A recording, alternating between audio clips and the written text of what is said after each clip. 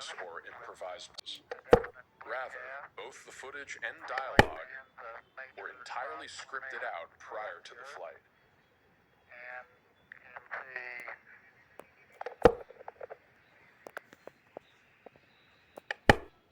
The Apollo cover story was specifically designed to allow those missions to be conducted in the public eye, while at the same time actively concealing the fact that evidence of intelligent extraterrestrial life might have been discovered in space and on the moon. The scripted protocols followed during the Apollo program were for the most part highly effective at ensuring the astronauts did not divulge any sensitive information while they communicated over the public radio channel with Houston. However, when the astronauts were not in radio contact with Mission Control, they did on occasion make some unscripted and rather candid comments to each other about what they were observing outside their spacecraft. These comments were captured by a device mounted inside the Apollo Command and Service Module that was known as the Data Storage Equipment Recorder, or DSE. The Apollo DSE was essentially a black box cockpit voice and telemetry recording system. In addition to recording a variety of spacecraft parameters, the DSE's 14-track tape also recorded many internal crew conversations that took place when the astronauts were not communicating with Mission Control. Although it is presumed that the recordings were destroyed or lost, the transcriptions were made at NASA by the woman shown in this image and others. And although they were originally classified, those transcripts can be found today in the NASA archives. Many of the comments captured by the DSE were made when the spacecraft was behind the far side of the moon, with the astronauts describing various sights not visible from Earth.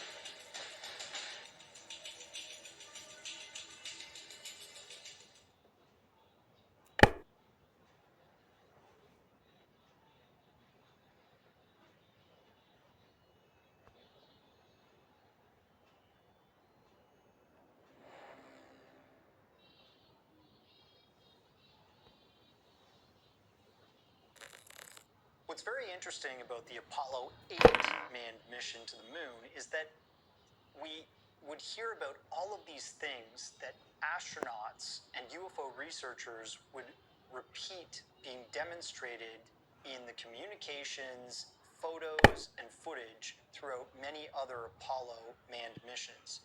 That is, structures on the far side of the moon, UFOs and anomalous activity in space, as well as this eerie music or strange sounds that the astronauts only heard when they were on the far side of the moon.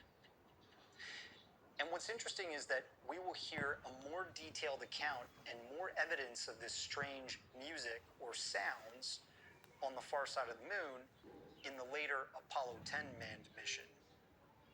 And one has to wonder, is this sound emanating from a base or maybe these structures that were observed on the far side of the lunar surface? Or was the sound actually coming from space? And does the moon operate as some kind of insulator to feedback coming from space? March 3rd, 1969. Apollo 9 was the third manned space mission in the Apollo program, and the first flight with the Apollo lunar module. The crew spent 10 days in low Earth orbit, testing several critical aspects of landing on the moon, including lunar module engines, spacesuit life support systems, navigation systems, and docking maneuvers. We were that first crew that was going to get a chance to fly this vehicle and test this vehicle that was going to take human beings to the moon.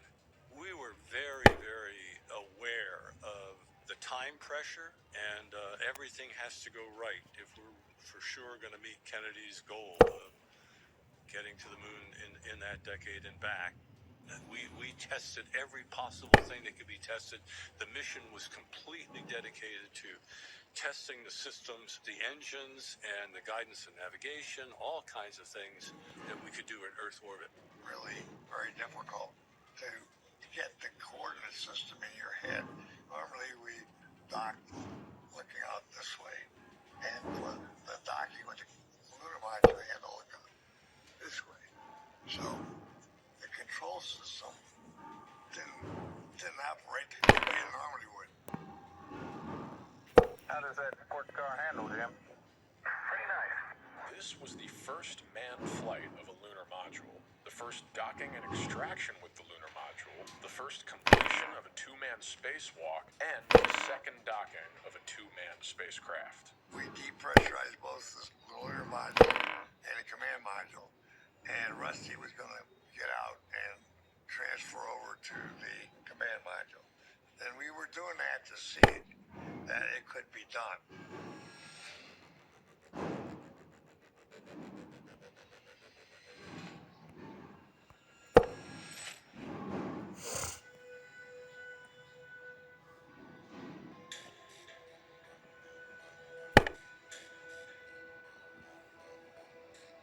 Two telecasts were made to Earth from Apollo 9.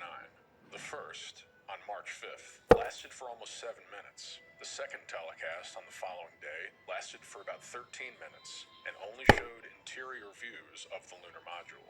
Photographs taken as part of the multi-spectral terrain photographic experiment were successful. Now, Dave wanted to get out of the spacecraft too, so we part of the mission was for him to open up the hatch. So we were all out there in a vacuum. Here we are at this historic moment that we're all part of, not just the astronauts, but everybody who's alive today, and we're all on this small planet as representative of life. We're beginning to move out from this planet, which, as far as we know, contains all of the life in our little corner of the universe.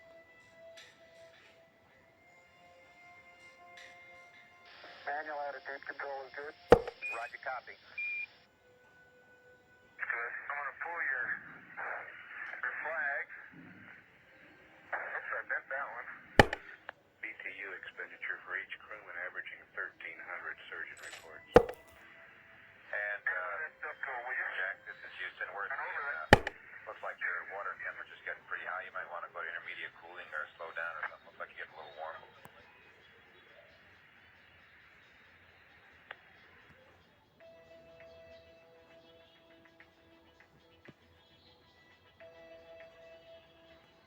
May 18th, 1969.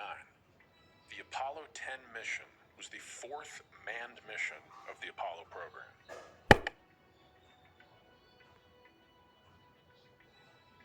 Roger, Houston, Apollo 10, you can tell the world that we have arrived. This mission was a successful synthesis of the previous two completed missions. It resulted in the lunar module being placed for the first time in lunar orbit.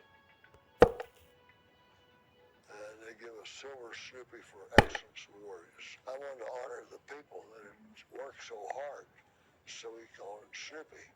But you needed two names, so naturally the other one was Charlie Brown.